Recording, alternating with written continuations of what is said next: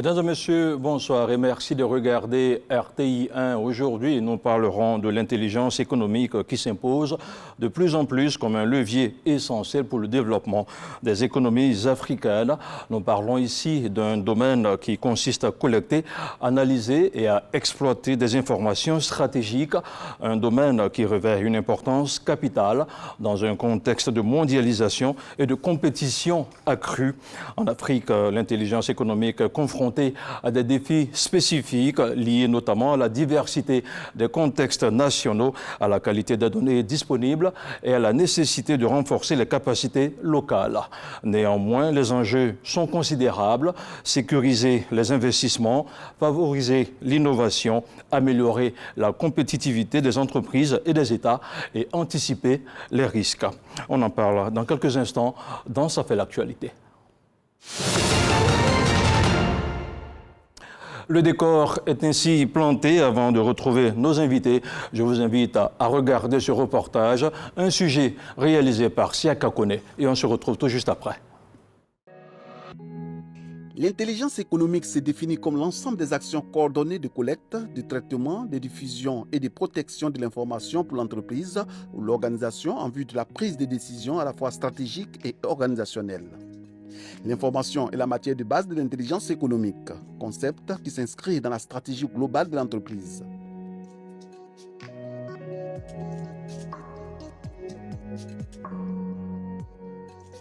La veille, la protection et l'influence sont les volets essentiels de l'intelligence économique.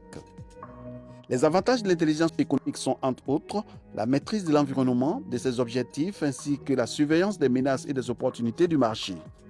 Les économies africaines produisent pas mal d'informations à travers différents groupes et réseaux. Cependant, le timing et l'utilité des informations pour l'entité constituent des facteurs déterminants dans un environnement aussi concurrentiel et compétitif. Voilà, c'est un reportage de Siaka Kone qui introduit le sujet de ce jour. Avec nous sur ce plateau, le professeur Lambert Ngaladjo Bamba, président du comité d'orientation de l'Institut africain de la réflexion stratégique. Bonsoir, professeur. Bonsoir. Merci d'être avec nous sur ce plateau de RTI-A.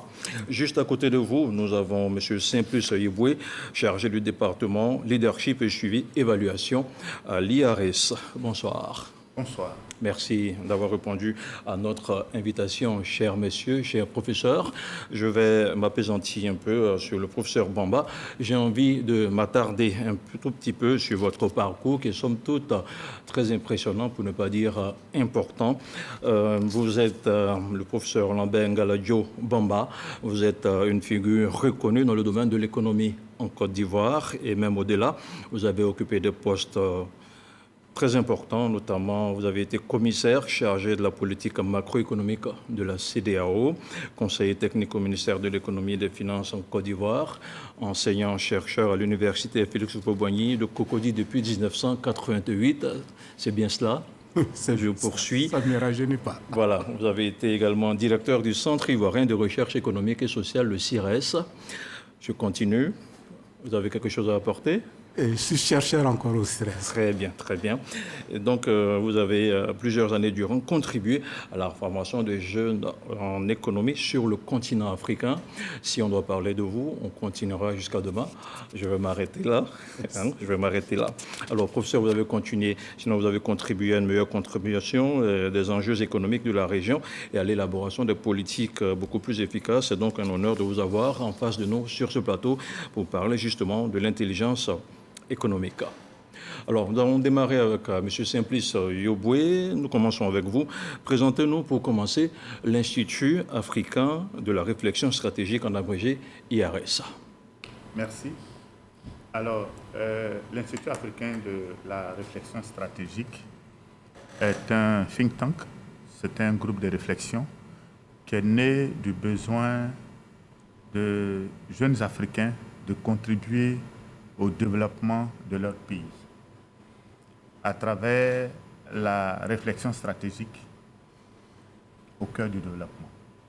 Et donc, l'idée est née avec des jeunes Ivoiriens au départ, et ensuite d'autres nationalités nous ont rejoints, mais nous avons trouvé bon d'être encadrés par nos maîtres, nos chers maîtres, nos professeurs, C'est ainsi que nous avons sollicité le professeur Baba Ngaladjo comme président du comité d'orientation. L'Institut est né en France, il est déclaré en France, mais nous sommes en train de faire les démarches nécessaires pour déposer les papiers auprès des autorités ivoiriennes. Notre objectif, c'est de faire la promotion de l'intelligence économique, qui est une discipline qui peut s'enseigner à l'université, qui peut faire l'objet d'une école doctorale, qui peut faire l'objet d'une université. Mais l'intelligence économique, c'est aussi un outil. C'est aussi une démarche. Mais c'est aussi un état d'esprit. Je pense que le professeur pourra mieux que moi. Justement, un état d'esprit que nous allons tenter de comprendre avec le professeur Baba Ngaladjo. Alors, bonsoir encore une fois. Nous sommes en face de vous. Nous sommes dans un cours magistral. Wow. On va simuler un amphithéâtre de l'université de Cocody. Alors, dites-nous, qu'est-ce que l'intelligence économique? Bon, de façon triviale, on pourra dire que l'intelligence économique, c'est un outil d'aide à la décision stratégique. Vous savez, de plus en plus aujourd'hui, nos économies, excusez-moi, allez-y, dans le cadre de la mondialisation, on a une très forte concurrence entre tous les pays. Les entreprises également de tous les pays sont exposées à cette même concurrence, d'où chacun adopte des comportements plutôt stratégiques. On avait les anciennes théories qu'on enseignait en matière de relations économiques internationales, basées sur des avantages comparatifs, etc. et autres. Mais aujourd'hui, c'est beaucoup plus des avantages stratégiques qu'il faut mettre en avant.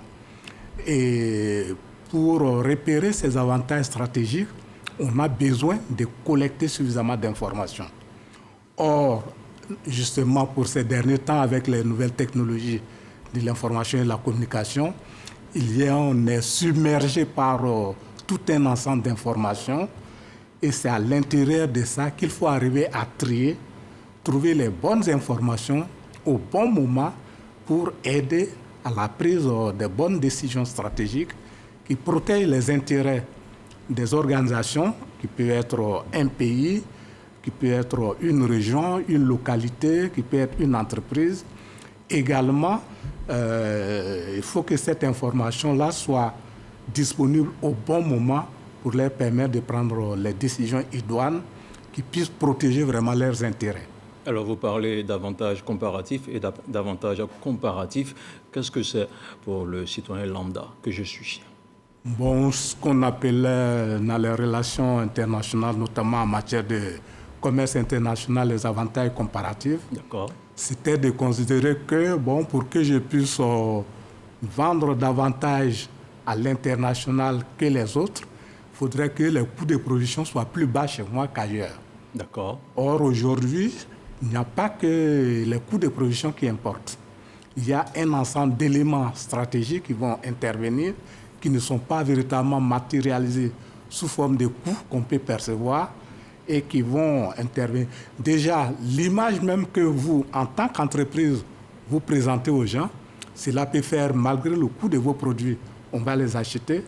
L'image que votre pays présente, malgré un certain nombre de coûts élevés, on va préférer venir investir chez vous que d'aller investir là où les coûts sont totalement bas, mais dont l'image déjà est donc l'image revêt un aspect très capital dans tout ceci. Voilà, et cette image-là, ça va être un ensemble d'informations qu'on va produire qui va vous permettre de ressortir cela.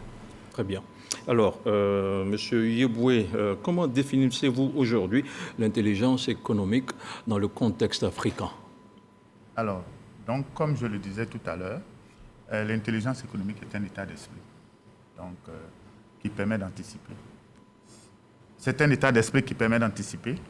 Alors, c'est un outil de gestion, de management, mais c'est aussi une démarche donc, qui met la réflexion stratégique au cœur du développement. Alors, le professeur l'a dit de façon triviale, l'intelligence économique, c'est collecter, analyser et diffuser l'information. Mais l'intelligence économique s'assoit sur un trépied, qui est la veille stratégique, alors, qui est la protection de l'information et qui est l'influence. Le professeur l'a dit tout à l'heure. Aujourd'hui, la concurrence, on va dire. Il y a une compétitivité au niveau des économies. Au niveau de la Côte d'Ivoire, les entreprises sont en concurrence. Nous sommes en concurrence aussi avec la sous-région. Et nous sommes aussi en concurrence avec le reste du continent africain. Le reste du continent africain. Donc, si on va, comme on dit en prospective, par des patatoïdes, donc au fur et à mesure que les oscillations se passent, on est en train de couvrir tout le monde. Quel est le rôle de la Côte d'Ivoire au sein de l'UEMOA? Quel est le rôle de la Côte d'Ivoire en Afrique? Quel est le rôle de la Côte d'Ivoire? On va en venir un peu plus tard. Mais on reste dans le contexte africain, justement, l'importance de l'intelligence économique. Okay. Le contexte, alors, la question, elle est pertinente parce que, effectivement, au niveau de l'Afrique, l'intelligence économique, en tant qu'outil, en tant que démarche, piétine un peu.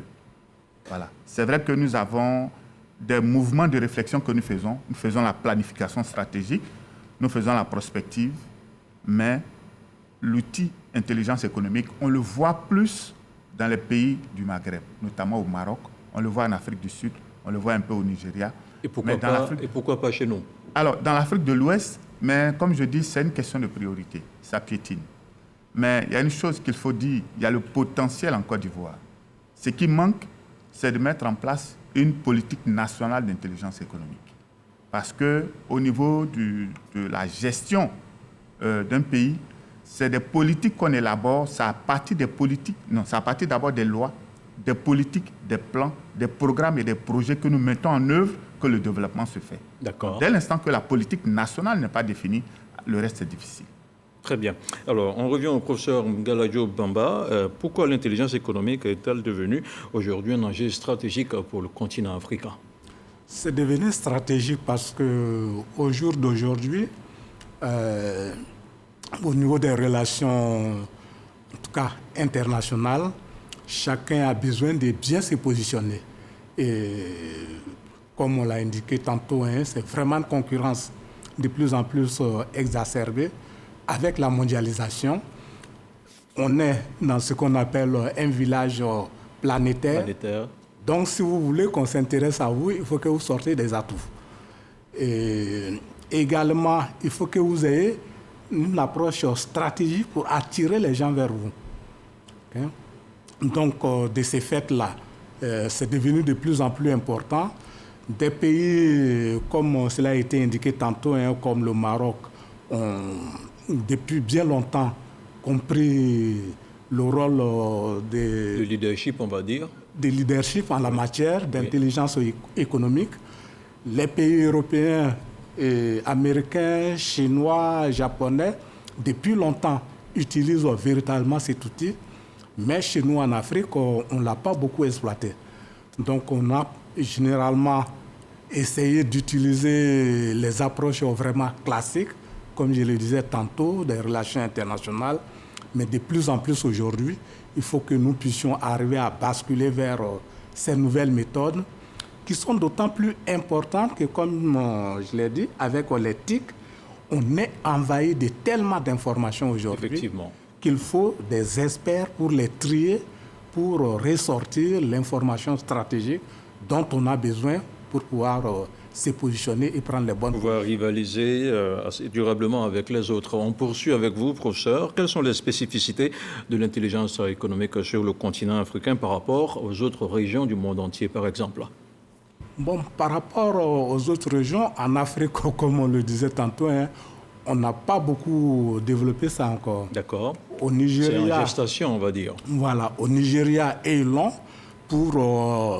et ils l'utilisent beaucoup plus pour affirmer leur nationalisme économique. Le Maroc également l'utilise beaucoup pour la conquête des marchés internationaux. D'accord. Et on le voit comment ils arrivent à s'exporter. L'Afrique du Sud également l'utilise pour les conquêtes des marchés régionaux. Et chez nous, en Afrique noire, on a quelques pays qui aujourd'hui commencent à déployer cela. Le Sénégal le fait. En Côte d'Ivoire, c'est encore timide, mais ça a commencé au niveau du ministère de l'économie, du plan et du développement, avec une structure de veille stratégique. Mais il nous faut arriver à aller au-delà en définissant véritablement une politique nationale d'intelligence économique qui va permettre de structurer de véritablement en faire un état d'esprit au niveau de tous les décideurs et de tous les acteurs. Monsieur Yoboué, aujourd'hui, quel est le lien entre l'intelligence économique et le développement économique sur le continent africain? Alors, le professeur l'a dit tout à l'heure, l'intelligence économique est le déclencheur du développement, puisque, nous l'avons dit tout à l'heure, il faut mettre la réflexion stratégique au cœur du développement. Alors, si notre compatriote Mouraman Fofana l'a dit, il faut penser le développement. Est-ce que vous comprenez? Donc, tout ce qu'on veut voir grand, tout ce qu'on veut projeter longtemps, doit être pensé. Alors, donc, comme la prospective, le professeur l'a dit tout à l'heure, existe en Côte d'Ivoire, la Côte d'Ivoire est une terre de prospective depuis 1973. Nous avons des études prospectives. La dernière, c'est l'étude nationale prospective Côte d'Ivoire 2040. Tout ça, c'est intéressant, mais il faut faire en sorte qu'on puisse avoir une politique nationale d'intelligence économique qui va être l'incubateur de tout le développement, aussi bien pour le public que pour le privé, et rendre compétitive notre économie à travers les entreprises, les petites et moyennes entreprises. Alors, donc ce qu'il faut, comme le professeur l'a dit, c'est définir la politique nationale d'intelligence économique et puis aller dans le sens de la formation. Former les cadres, mais aussi former le backup, c'est-à-dire la jeunesse, les étudiants et tout. Faire en sorte que l'intelligence économique soit enseignée à l'université. Qu'il ait, par exemple, une école doctorale d'intelligence économique en Côte d'Ivoire. C'est comme ça que ça va rentrer dans la pratique. Et que l'intelligence économique fasse partie du milieu de la recherche pour pouvoir entrer dans nos habitudes. Et qu'on observe dans la pratique ce qu'il y a, qu'on fasse des études pour faire des améliorations au fur et à mesure. Alors, à vous entendre, à vous écouter, on a comme l'impression qu'il y a comme une prise de conscience par rapport à l'intelligence économique. Est-ce qu'elle n'est pas tardive, exactement? Non, pas du tout. C'est vrai que l'intelligence économique existe depuis longtemps. Oui. Dans les stratégies de développement. Comme le professeur l'a dit, le monde anglophone, quand vous entendez intelligence, tout est parti de là. On a francisé le terme intelligence économique. C'est venu un peu tard dans le monde francophone. Mais le développement, pour atteindre le N achievement, il n'y a pas de retard. Personne n'avance face à un autre. Le développement se fait par strates. C'est difficile. Est-ce que le développement il est économique? Est-ce qu'il est en culturel? avance par rapport à un autre? C'est difficile à comprendre. Non, quand on sait que certains pays africains sont au même niveau que certains pays asiatiques qui sont aujourd'hui très très avancés, c'est difficile de croire à ce que vous dites quand vous dites que personne n'est en avance finalement. Alors, ce que nous voulons dire, quand nous sortons de façon triviale l'expression « personne n'est en avance par rapport à un autre », allez-y. C'est dire que les indicateurs pour apprécier le développement d'un pays à un autre, d'un continent à un autre, ne sont pas faciles à définir. Aujourd'hui, pour faire les appréciations, on utilise certains indicateurs européens. Mais les Africains sont en train de prendre conscience et de définir leurs propres indicateurs. Quand on le fait, souvent dans les grands forats, ce n'est pas évident. Il est difficile de s'entendre. C'est pour cela que je disais tout à l'heure que personne n'est en avance par rapport à l'autre.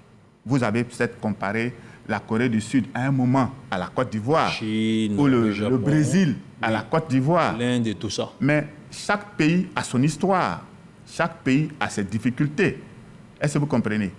La Côte d'Ivoire est passée par des soubresauts qui font qu'aujourd'hui, si un pays est allé en croissance linéaire et que notre croissance a été diachronique, quand on veut faire les comparaisons en matière de statistiques et d'économie, je vous prie ce que je veux vous dire, si on allait de façon droite, ou on allait en dents de scie, très bien. Si vous voyez, si vous prenez deux éléments qui ne sont pas allés dans le même sens, pour les apprécier, c'est difficile. Très bien.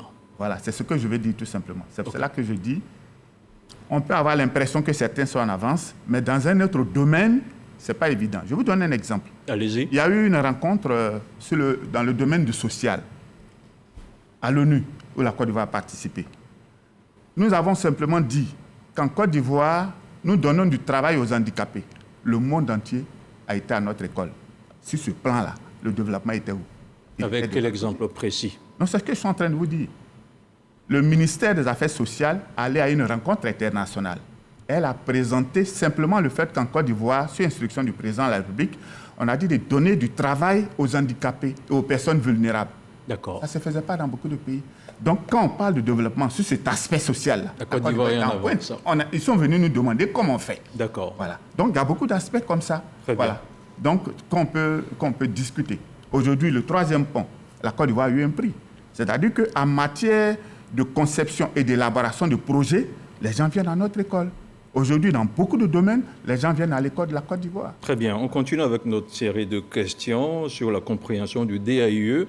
Cette fois-ci, on va écouter le professeur Bamba. Alors, comment pallier le manque de ressources humaines et financières dédiées à l'intelligence économique sur le continent africain, selon vous?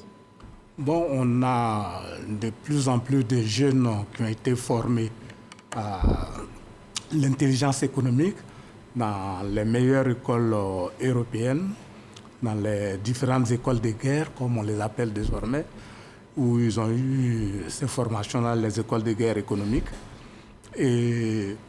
Mais ce n'est pas un métier qui est aujourd'hui très connu sous nos tropiques. Et il faut faire en sorte que de plus en plus, on comprenne cela. On parlait tantôt de l'exemple du Nigeria. Au Nigeria, lorsque vous êtes nommé à un certain niveau de responsabilité, vous devez aller à l'école, ils ont une école des forces armées, où on va vous donner des modules en termes de formation en intelligence économique. C'est une obligation? C'est une obligation. On doit vous outiller au moins pendant 2 semaines pour que vous compreniez comment venir gérer l'information et l'utiliser de façon stratégique pour le bien-être du pays.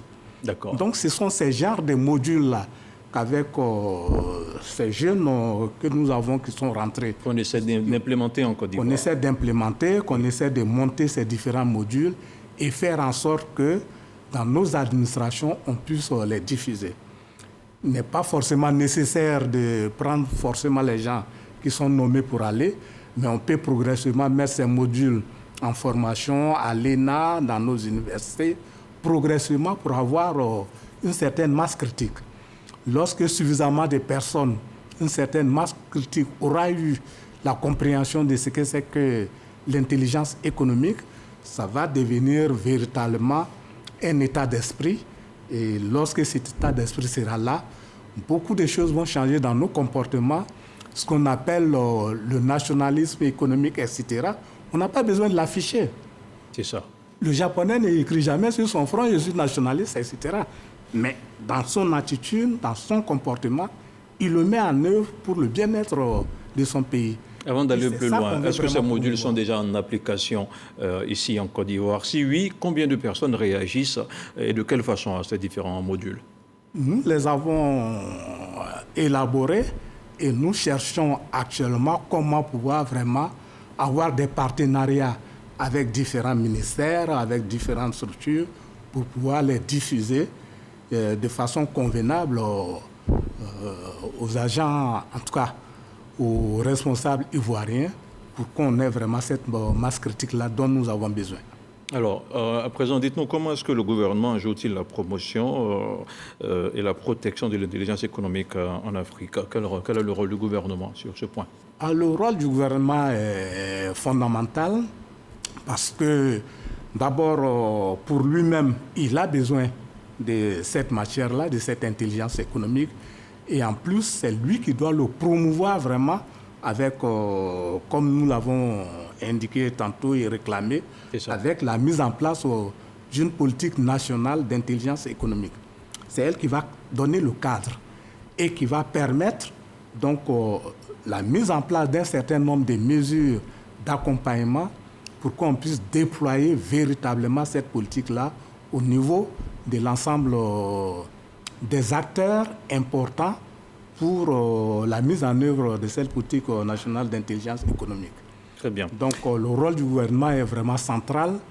Bon, c'est vrai, il a besoin pour cela d'avoir des cadres également qui sont formés, qui sont prêts à se mettre à sa disposition pour la mise en œuvre.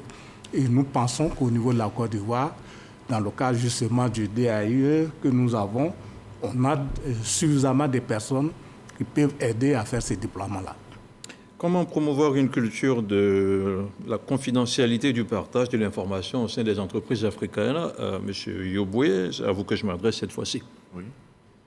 Alors, donc, la promotion d'une culture de la confidentialité de l'information passe quand bien même on sait qu'il y a du protectionnisme de part et d'autre. Voilà, passe par, comme nous l'avons dit tout à l'heure, la mise en place d'une politique nationale d'intelligence économique et la mise en œuvre, la pratique effectivement des outils et de la démarche de l'intelligence économique. Mais ça ne veut pas dire que rien ne se fait. Pour l'instant, il y a des choses qui se font, mais nous voulons que ça se fasse mieux et que ça se fasse plus facilement. Alors, comme le professeur l'a dit tout à l'heure, cela nécessite qu'on ait une masse critique de personnes qui sont des formateurs, mais qui sont des experts qui peuvent accompagner les institutions publiques, les structures publiques, mais aussi qui peuvent accompagner les structures privées. Alors, aujourd'hui, si on ne le fait pas, nous mettons notre économie à risque, mais nous pouvons mettre certains cadres à risque. Est-ce que vous savez que quand vous voyagez, par exemple, dans un aéroport, si vous ne faites pas attention, vous pouvez vous faire voler, entre guillemets, vous pouvez faire prendre toutes les informations de votre pays ou bien de votre entreprise. De quelle façon? Voilà. Aujourd'hui, il y a des aéroports dans lesquels il ne faut pas allumer son ordinateur. Il ne faut pas se connecter sur un Wi-Fi. Parce que vous allez trouver des gens qui ont des appareils pour capter toutes vos informations. Aujourd'hui, vous pouvez aller à des endroits où on peut vous prendre toutes les informations sur votre carte magnétique. C'est pour cela que... C'est une pratique illégale à tout point de vue. Oui, c'est une pratique illégale, mais les gens le font. Et aujourd'hui, sans faire de la publicité, il y a des porte-monnaies qu'on appelle RFID qui protègent les données, dans lesquelles il faut mettre vos cartes magnétiques pour les protéger. Donc, comme le professeur l'a dit tout à l'heure, rien que par les TIC, quelqu'un peut, à distance, vous voler vos informations. Ça peut être à côté de votre maison, ça peut être dans un aéroport. Mais il faut connaître cette technique-là. Et il faut former les gens à la sécurité informatique, mais il faut aussi former les gens à la sécurisation des économies. Je ne vais pas aller dans les détails pour révéler certaines choses ici pour effrayer donc, le public, mais c'est dire que c'est du sérieux et il faut qu'on y aille. Et puis, nous sommes à la révolution numérique, on doit y prendre part. Est-ce que vous comprenez? Si on ne le fait pas, on va être 2 fois en retard. Et je pense que l'intelligence économique va être le chemin le plus court par lequel on peut résoudre donc la problématique que vous avez posée. En restant sur le sujet de l'intelligence économique, dites-nous aujourd'hui comment les entreprises africaines peuvent faire face à la concurrence internationale dans le domaine. Alors, donc, comme le professeur l'a dit tout à l'heure, dans la compétitivité, il faut avoir de la compétence et puis il faut avoir des armes. Les armes aujourd'hui, ils sont stratégiques. Ils tiennent de la formation, mais ils tiennent de certains outils de gestion et de management. Une entreprise compétitive est une entreprise qui remplit certains critères. D'abord dans son pays, mais une entreprise qui est capable d'aller à la concurrence parce qu'en son sein, on applique les méthodes d'intelligence économique. C'est pour cela que nous sommes en train de faire la promotion de l'intelligence économique. Voilà, au plan national. Et nous demandons que le gouvernement accompagne du mieux qu'il peut les entreprises en élaborant la politique nationale d'intelligence économique. Tant que la politique nationale d'intelligence économique n'est pas élaborée, chacun peut faire ce qu'il veut faire, mais ça va être difficile. Il faut un accompagnement, mais il faut que la base soit posée et que cette plateforme nationale-là soit posée. Professeur Bamba, selon vous, comment est-ce que le gouvernement peut justement mettre en place, sinon en application, cette politique liée à l'intelligence économique? D'accord. Avant de répondre spécifiquement à votre question, allez-y. Je crois que je ne voudrais pas qu'on effraie nos auditeurs. En fait, l'information dont on a besoin pour faire les analyses d'intelligence économique, ce n'est pas de l'espionnage. Okay? En général, c'est de l'information qui est vraiment disponible à 80%. C'est de l'accès libre à cette information-là. Vous voulez rassurant là-dessus? Je vous rassure là-dessus. D'accord. Ensuite, on a une partie, environ 15% des informations que nous appelons dans le jargon l'information grise, pour laquelle il faut faire davantage d'efforts et peut-être supporter quelques coûts pour pouvoir la collecter. Mais c'est vraiment de l'information qui est accessible, qu'on utilise pour faire ce travail d'intelligence économique. La partie généralement sur laquelle il y a de l'espionnage, ça concerne 5% de l'information, qui est de l'information que nous appelons dans notre jargon de l'information noire. Mais pour l'intelligence économique, nous, on n'a pas besoin de ça. C'est de l'information noire parce que nuisible. Bon, généralement, c'est de l'information qui est très protégée, soit par les États, soit par les entreprises. Et ceux qui font de l'espionnage, c'est ceux-là qui vont chercher ce type d'information. Mais lorsque vous voulez faire une analyse en matière d'intelligence économique, vraiment, l'information, les 95%, vous y avez accès de façon généralement libre. De façon libre. Et c'est celle-là qu'on utilise. Donc, ceci dit, pour revenir donc à votre préoccupation... La question, oui. Comment est-ce que vous pouvez emmener le gouvernement à mettre en place des politiques liées à l'intelligence économique?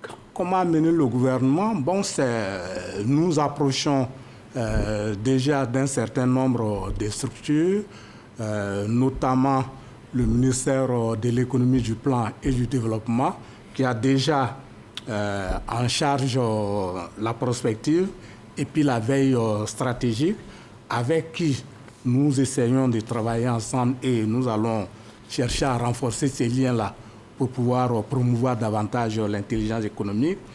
La même chose, nous voulons monter vers le ministère, vers le Conseil national de politique économique, qui est logé à la présidence de la République, qui également doit pouvoir aider à l'élaboration justement de cette politique nationale d'intelligence économique et structurer la façon dont on va la déployer dans l'ensemble du pays. Il y a un certain nombre de ministères clés, notamment le ministère de l'Intérieur, le ministère des Affaires étrangères, le ministère de la Justice, avec qui également il faut arriver à tisser un partenariat fort sur ces questions-là, parce que, vous savez, certaines de nos régions ont des potentialités. Et il faut accompagner les élus locaux pour qu'ils puissent valoriser tous ces potentiels-là et également protéger un certain nombre d'intérêts qui y sont. Et quand vous parlez de potentialité, vous faites allusion à quoi exactement? Ça peut être, des potentialités en matière d'activité économique. D'accord. Ça peut être également des éléments culturels qui méritent d'être protégés parce que valorisables autrement. Or, si on ne les protège pas, ça va perdre la valeur. Donc, il y a tous ces éléments-là qui sont de plus en plus importants, qui nécessitent qu'on puisse accompagner ceux-là, et ça peut leur permettre d'attirer des investisseurs dans ces régions. Aujourd'hui, il faut créer suffisamment d'emplois pour beaucoup de jeunes qu'on a. Donc, tous ces domaines-là deviennent de plus en plus très stratégiques, et il faut qu'on arrive à accompagner tout le monde dans ces domaines-là. On continue avec vous. Comment l'intelligence économique peut-elle contribuer à la gestion durable des ressources en Afrique, justement?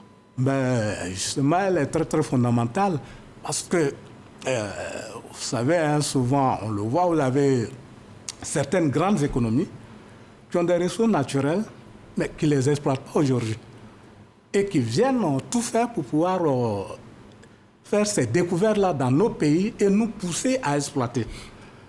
Or, c'est des ressources épuisables. Vous avez un exemple bien précis? Si oui, allez-y. Il y en a tellement. Vous prenez le domaine du pétrole, etc. et autres. Les découvertes se font dans nos pays, on exploite, mais c'est des ressources épuisables. Le jour où ce sera épuisé, c'est là qu'ils vont commencer à mettre pour eux en valeur. Et le prix va en ce moment tellement monter qu'ils vont gagner énormément. Alors, à quel moment le protectionnisme doit intervenir dans ce cas de figure-là? Ce n'est pas du protectionnisme classique en tant que tel. Le protectionnisme classique qu'on connaît, c'est de mettre des droits de douane, des barrières, etc. pour empêcher. Que faut-il faire en l'espèce? Ce qu'il faut faire, c'est de faire des analyses stratégiques et regarder sur l'ensemble des ressources que nous avons, qu'est-ce qu'on met en valeur maintenant, qu'est-ce qu'on peut différer.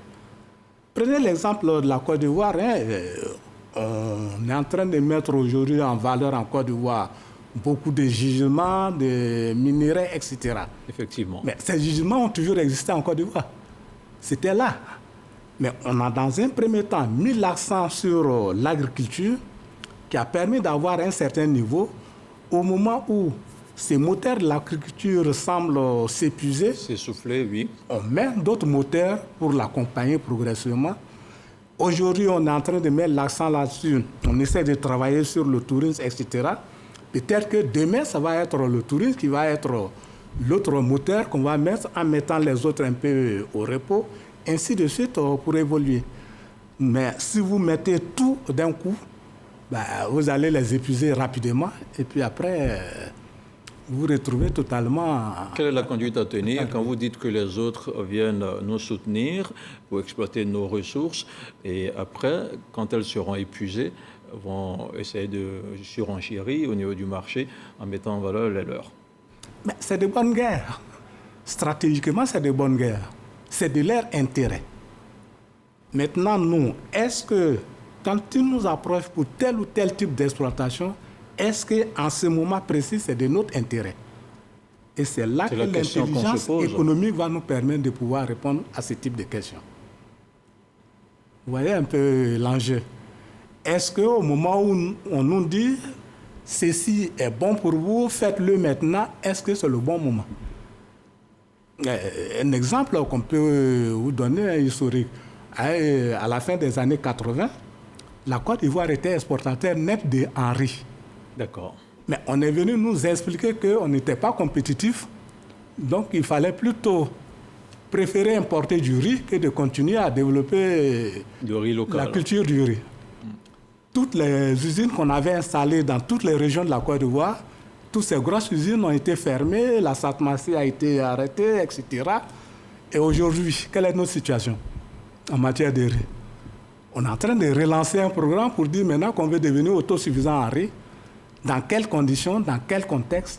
Alors que si on avait continué à l'époque, vous imaginez à quel niveau on serait aujourd'hui. D'accord. On va poursuivre. Simplici Oboué, avec vous cette fois-ci. Quels sont les outils numériques les plus adaptés pour collecter l'information et l'analyser de façon stratégique sur le continent africain face à toutes ces menaces? Alors, répondre à la question peut nous amener à citer des éléments qui vont faire l'objet de publicité. Voilà. Et donc, on va y aller. Alors, donc, les outils numériques, ce sont des outils qui sont adaptés aux situations. D'accord. Voilà. On ne va pas faire un répertoire des outils, voilà. Mais c'est selon l'étude qui sera faite, selon le pays et selon l'entreprise, qu'elle soit publique ou privée, que les outils seront définis. On ne va pas citer comme ça des outils et tout ça. Voilà. Donc, c'est le diagnostic. On fait un diagnostic d'abord des besoins et en fonction de l'objectif que l'entreprise publique ou privée veut, ou le pays veut, que les outils sont adaptés. Voilà. Donc, voilà la réponse que je pourrais vous donner. On poursuit avec vous. Comment est-ce qu'on pourrait développer des réseaux d'information efficaces au niveau national et régional? D'accord. Alors, la définition des réseaux efficaces, c'est-à-dire la question telle qu'elle est posée, elle est pertinente, mais il y a un aspect que la question ne prend pas en compte. Lequel? C'est que tout ce qu'on doit faire l'objet de diagnostic. C'est à vous de nous le dire, c'est voilà. Vous les experts. C'est-à-dire que quand nous sommes confrontés à une situation, il faut faire une étude pour comprendre qu'est-ce qui ne va pas et pour pouvoir trouver les besoins adaptés aux problèmes qui se sont présentés. Je ne sais pas si vous voyez ce que je veux dire. Voilà. Ça veut dire que nous sommes à la RTI, on a besoin de renouveler ce plateau. Est-ce que vous comprenez? On va d'abord voir quelle est la configuration du plateau, qu'est-ce qui ne va pas, et on va demander au directeur général ou au ministre quelle est votre vision, quel type de plateau vous voulez. D'accord. Est-ce que vous comprenez? Donc, c'est la démarche que je suis en train de vous expliquer. On fait le diagnostic et c'est en fonction du diagnostic, de la vision de l'entreprise que donc, les outils sont présentés. Voilà. Alors, tout à l'heure, le professeur Mamba a dit beaucoup de choses intéressantes, des choses aussi qui font également peur, qui nous appellent à prendre des mesures urgentes pour protéger notre économie. La veille stratégique, elle se présente de quelle façon dans ce contexte précis selon vous? Okay. Alors, donc, ce que nous appelons veille stratégique, c'est la collecte d'un certain nombre de données qui vont nous permettre de faire des analyses. Aujourd'hui, faire une veille, c'est avoir des informations précises sur une situation de départ par rapport à une situation que nous voulons corriger. Je prends un exemple précis. Nous voulons améliorer la scolarisation en Côte d'Ivoire. Alors, si nous regardons par exemple au niveau, je vais prendre par exemple le cas de le primaire, il y a des avancées en Côte d'Ivoire. Je vais prendre par exemple le cas de la troisième par exemple, du secondaire 1. On se rend compte quand on analyse les résultats que les résultats par exemple au BPC ne sont pas très bons. Est-ce que vous comprenez? Au plan national. On va faire une analyse régionale pour voir qu'est-ce qui ne va pas. On fait l'analyse régionale, on voit de façon tendancielle, on voit que tout semble la même chose. Alors, la question qu'on va se poser, c'est qu'est-ce qui fait que, au plan national, au plan régional, les indicateurs, selon les résultats, ne sont pas bons? On va analyser la situation des familles et des enfants. On va analyser la performance des enfants. Et tous ces analyses, les éléments que nous sommes en train de collecter vont nous permettre maintenant de faire la veille. On va se poser une question essentielle. La situation de départ, la situation de référence que nous avons, nous pouvons la changer en combien d'années? En 1 an, qu'est-ce que ça peut donner? En 5 ans, qu'est-ce que ça peut donner? En 20 ans, en 10 ans, qu'est-ce que ça peut donner? En 25 ans, dans l'espace d'une génération, qu'est-ce que ça va donner? C'est ça. En quoi est-ce que la situation va profiter aux entreprises? Sachant que quand quelqu'un a le BPC, vous voyez, il peut travailler. Est-ce que vous comprenez? Donc, on va essayer de voir l'adéquation formation-emploi.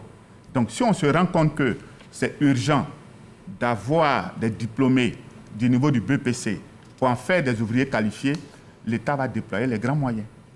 Est-ce qu'il va falloir soutenir donc, les familles et donc les parents pour aider à améliorer la situation, si c'est là que se trouve le problème?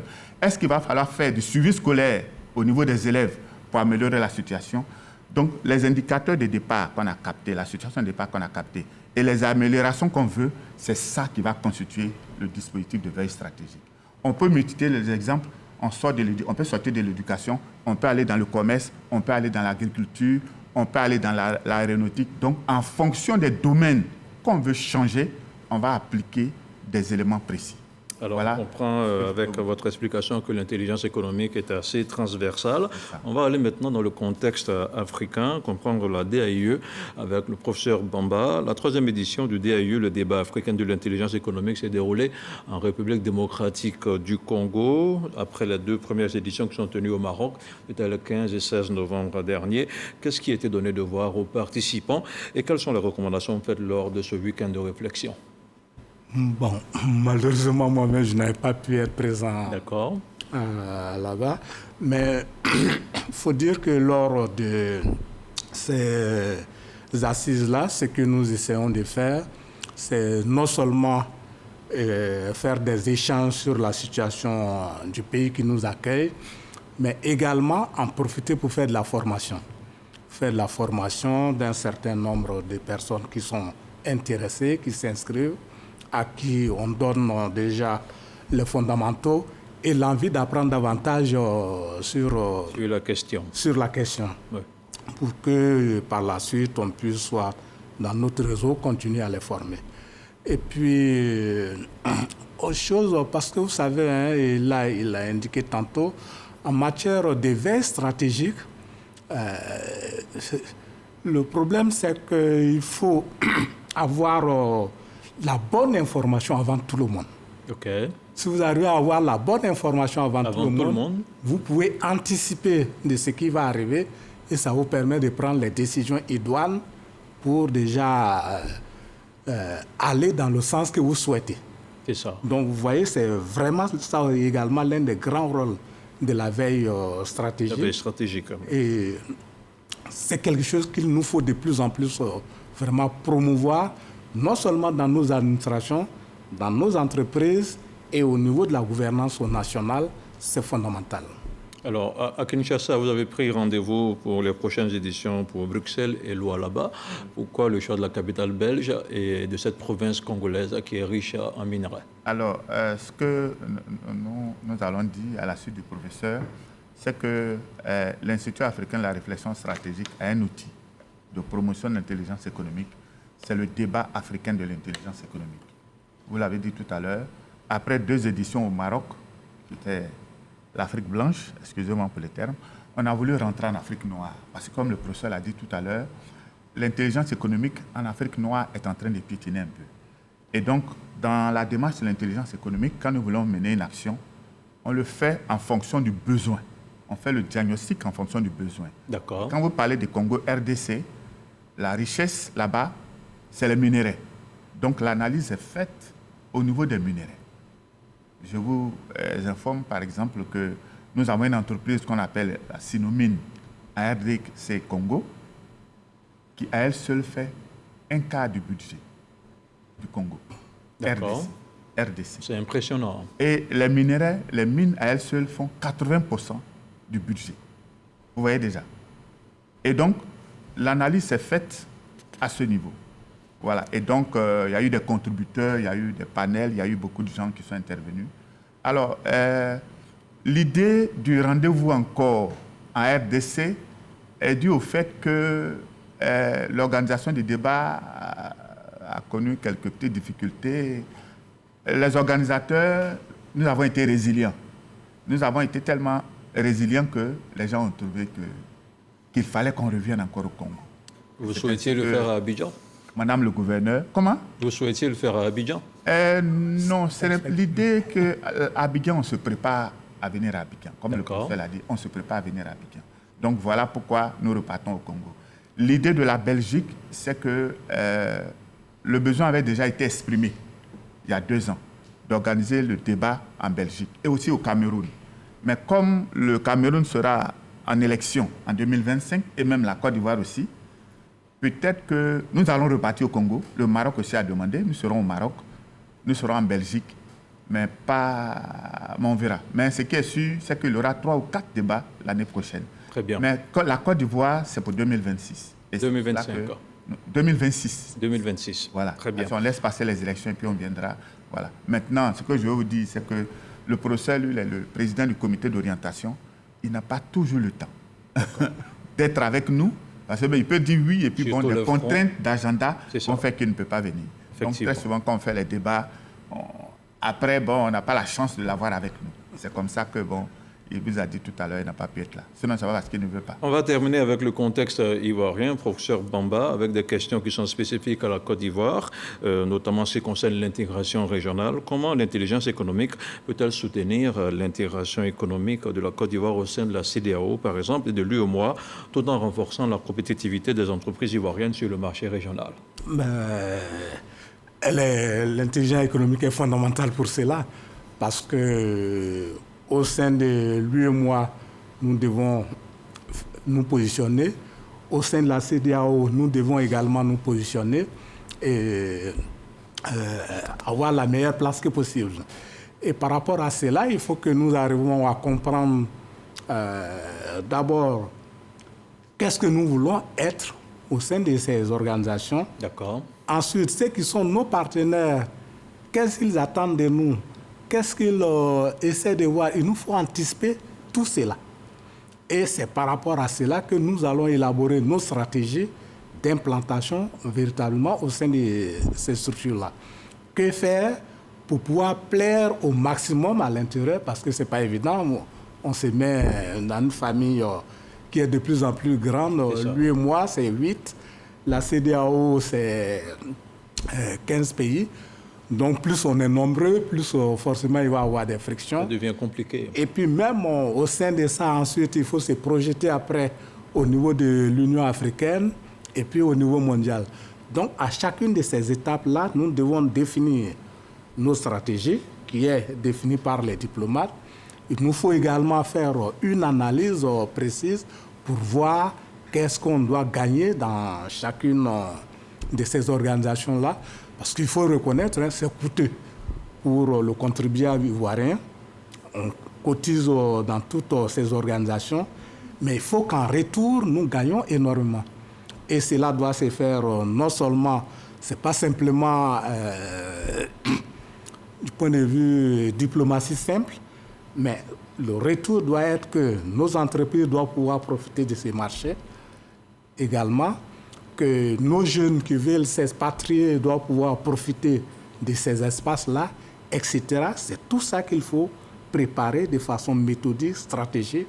Et là, on a besoin de l'intelligence économique pour vraiment nous accompagner à faire ces bons déploiements-là. On reste sur la Côte d'Ivoire. Quels sont les secteurs clés de l'économie ivoirienne, M. Yoboué, notamment l'agriculture, l'industrie, les services qui bénéficieraient le plus d'une stratégie d'intelligence économique ciblée et comment adapter ces stratégies aux spécificités de chaque secteur, selon vous? Alors, aujourd'hui, le secteur clé que, comme l'a dit le professeur Bamba, la Côte d'Ivoire est en train de valoriser, c'est l'agriculture. Et donc, le premier élément, ça sera au niveau de l'agriculture, rendre l'agriculture compétitive dans les différents secteurs. Un des éléments, aujourd'hui, nous avons nos matières premières que nous vendons directement.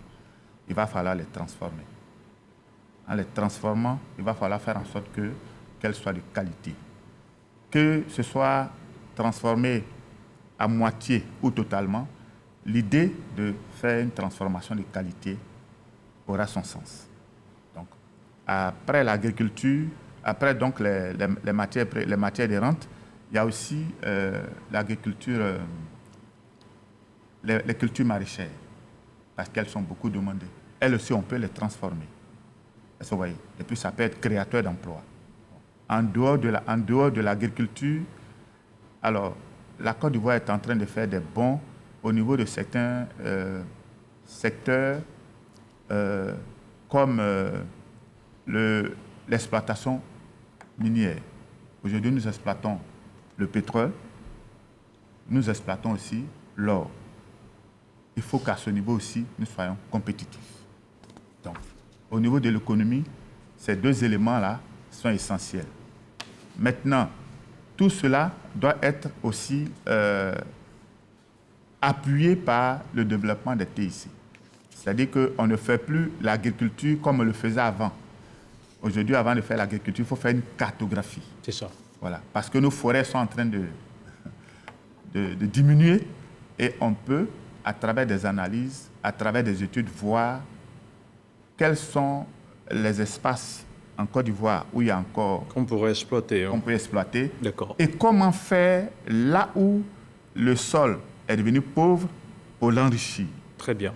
C'est là que réside l'intelligence économique. Nous sommes malheureusement à la fin de ce temps d'antenne qui nous est imparti. Professeur Bamba Ngaladio, quel sera votre mot de la fin?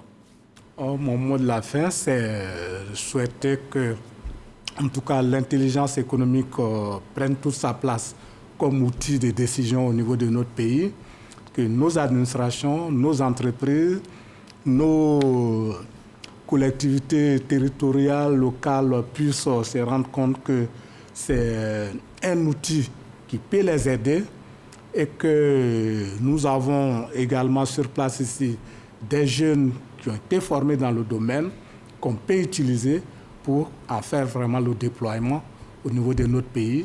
Ce sera important et ça va nous aider à avancer également. Merci, professeur Lambert Ngaladio Bamba. Je rappelle que vous êtes le président du comité d'orientation de l'Institut africain de la réflexion stratégique. Merci d'avoir été avec nous. Monsieur Simplice Yoboué, chargé du département leadership et suivi évaluation à l'Institut également. Merci d'avoir été avec nous sur ce plateau. Voilà qui referme ce temps d'antenne sur RTI 1. Je vous dis merci et à très vite.